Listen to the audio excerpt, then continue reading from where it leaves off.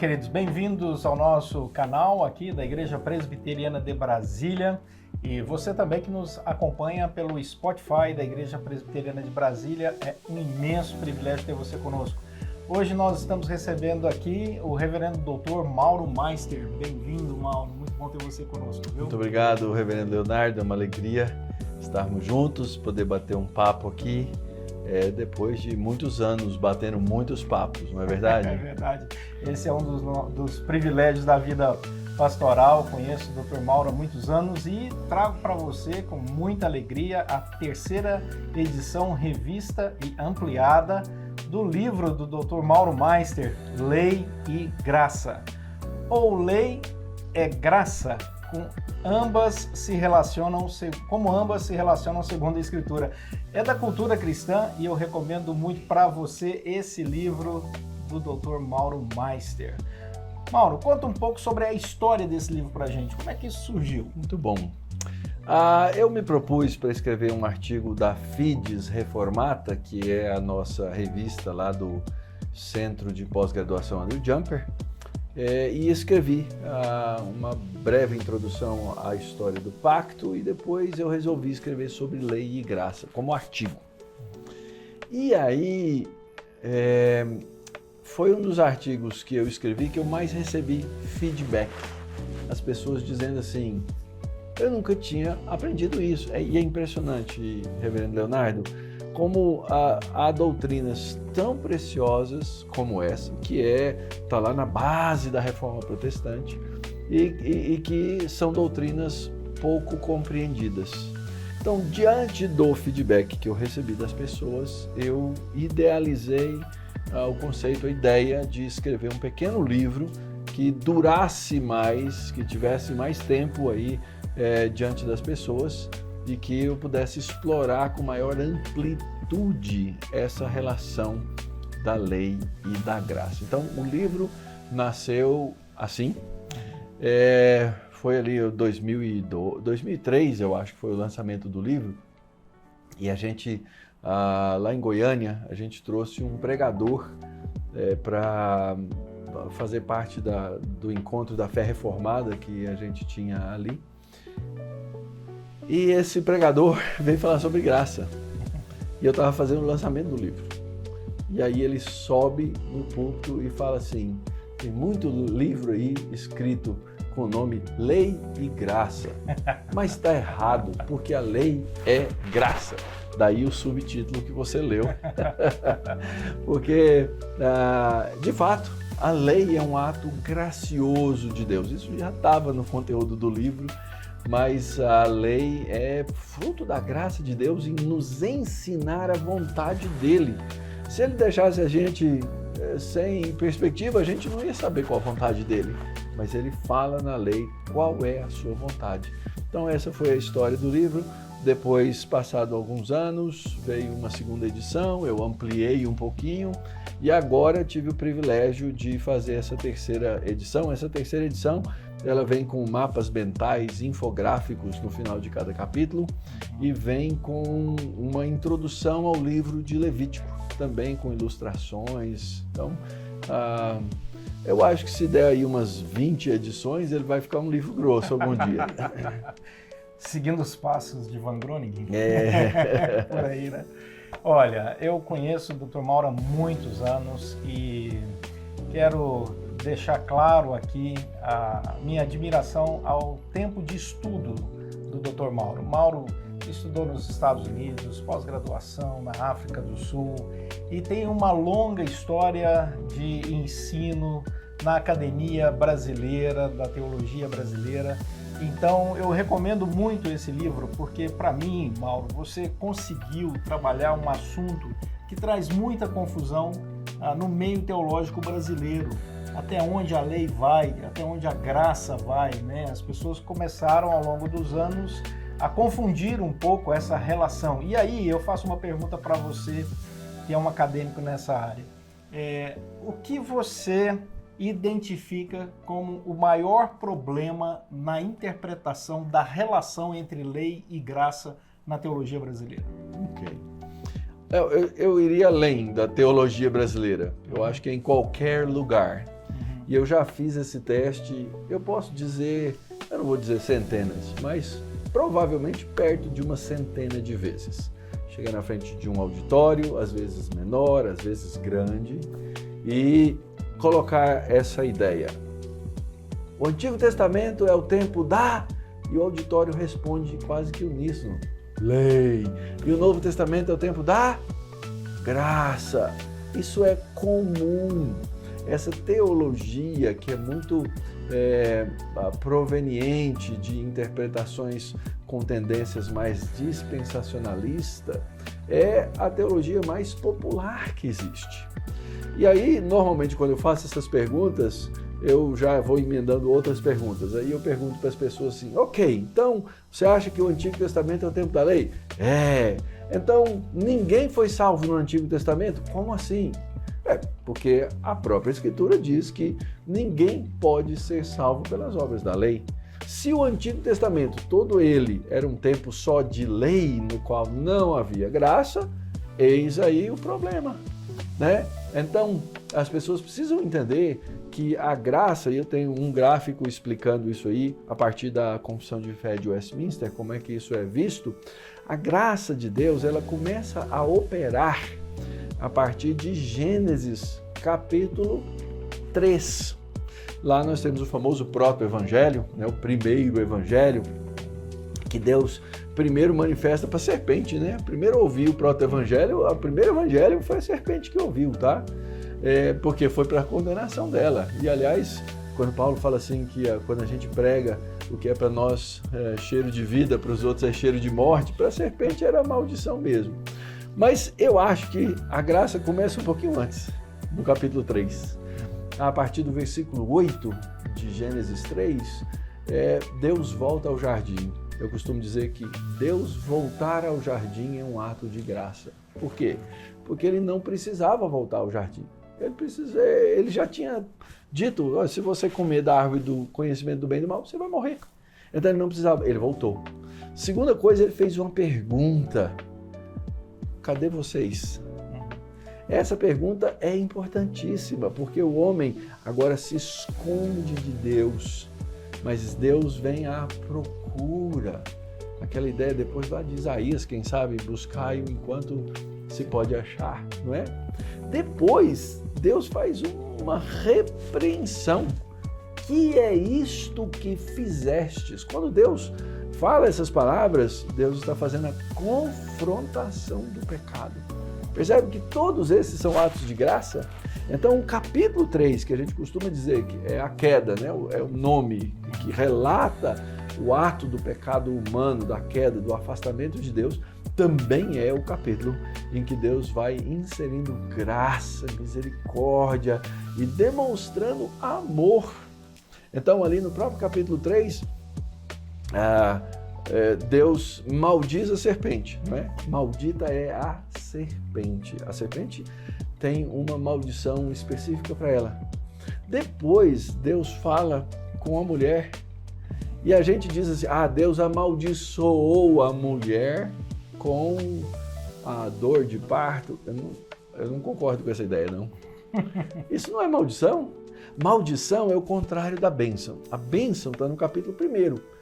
Sede fecundos, multiplicai-vos e enchei a terra. A maldição seria a esterilidade, a não multiplicação e o não encher a terra. Mas Deus diz para a mulher o quê? Você vai continuar a ter filhos, é graça. Deus mitiga a maldição, Deus retém a maldição e derrama graça. E depois, quando Deus fala com Adão, Deus amaldiçoou Adão com trabalho, que é uma das terríveis teologias que a gente tem aí. Deus não amaldiçoou. Aliás, a palavra maldição, hora nenhuma aparece conectado nem ao homem e nem à mulher. Deus diz, maldita és tu, serpente, e Deus diz, maldita é a terra por tua causa. A mulher e o homem não são amaldiçoados por Deus. Na verdade, a maldição já pronunciada por Deus é retida, é mitigada. Então, quando Deus diz assim, você vai obter sustento da terra, isso é bênção, é graça. Vai ser difícil, vai ter cardo, vai ter abrolho, vai ter suor, mas é tudo bênção vindo de Deus. Eu percebo, então, que na sua resposta, que é um pouco mais ampla, um pouco mais complexa do que olhar para alguns problemas da nossa teologia brasileira, né? Você ampliou o horizonte e aí vai para o universo teológico muito mais amplo que simplesmente as discussões aqui na nossa teologia brasileira. Há uma questão hermenêutica grave aí, né? Há uma falta de percepção do evangelho como um todo desde o começo dele. Sim, é isso aí. E é essa, talvez, a grande discussão que temos que resgatar no universo teológico hoje, tanto brasileiro quanto mundial, que é fazer uma releitura hermenêutica do evangelho como um todo e não apenas um evangelho fracionado. Isso. Que é quase que cada livro tendo, né, uma pequena parte desse grande mosaico, quando na verdade eles todos se interrelacionam e vem costurando aí esse processo através de lei, graça, né, da revelação de Deus. Então, Mauro, a partir daí vem uma outra pergunta importante que eu acho que vai ajudar quem está nos acompanhando aqui nesse momento, que é o seguinte: qual seria a melhor maneira de uma pessoa comum, um membro comum na igreja, ler o Antigo Testamento nessa perspectiva que aponta para Jesus Cristo? Quais seriam os caminhos, os melhores caminhos para um cristão normal, não é, que não tem toda essa formação teológica, a ler o Antigo Testamento já apontando para a vinda de Cristo Jesus? Muito bom, dá um curso aí, mas vamos tentar responder aqui no nosso podcast.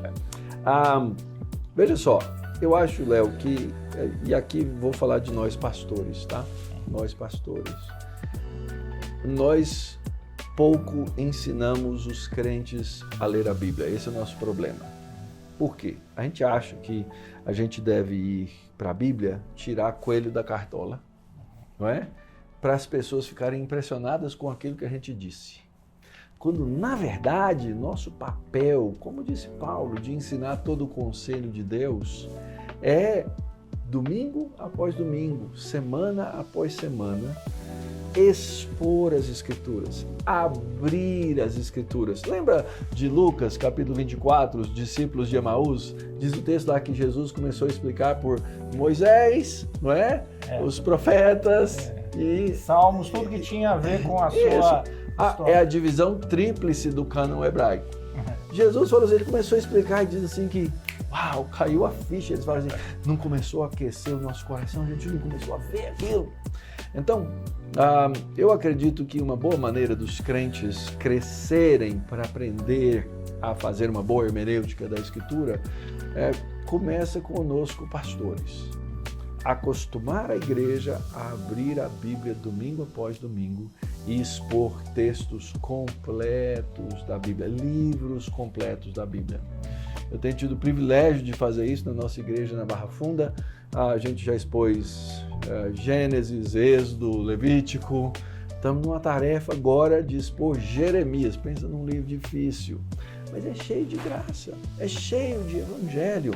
Então, eu costumo dizer que o sermão ele tem algumas funções. Uma dessas funções é a função didática. É o crente chegar em casa com aquele texto que foi exposto da Bíblia, abrir a Bíblia, ler o texto e falar, ok, aquilo que o pastor disse é isso mesmo, eu consegui ler isso. Então a gente vai criando uma teologia bíblica para os nossos irmãos na igreja, para que eles tenham melhor condição de fazer essa leitura a partir de uma estrutura teológica, entendendo a relação de lei e graça. Então, toda a Escritura aponta para Cristo.